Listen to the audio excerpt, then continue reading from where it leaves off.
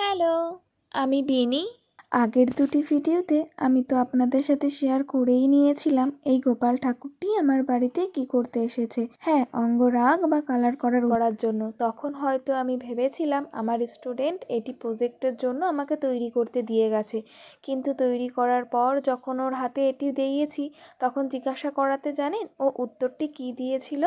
আর এই দিকে আগের দিন ট্রেনে যাতায়াতের সময় এই যে এই বোনটি সুন্দর করে কুরুশের কাজটি করছিল বলে আমার চোখটি ওই কুরুশের মাথার দিকেই একদম নজরটি আটকে গেছিল। আর জানেন, আমি এই বোনটির কাছ থেকে কিন্তু পারমিশন নিয়েই ভিডিওটি তুলে রেখেছিলাম। আমার যেহেতু বেশ ভালো লেগেছে বিষয়টি, এই দিকে ঠাকুরটি নিয়ে একবারে রওনা দিলাম পড়ানোর উদ্দেশ্যে। আর ঠাকুরটি যার জন্য আমাকে তৈরি করতে দেওয়া তার হাতে একেবারে দিয়ে দিয়ে তার মুখের হাসিটি আমি যেহেতু দেখতে পারবো আর ক্যামেরাবন্দি করেও রাখতে পারবো, এর জন্যই ওকে বলেছি এসে আমার কাছ থেকে নিয়ে যেতে।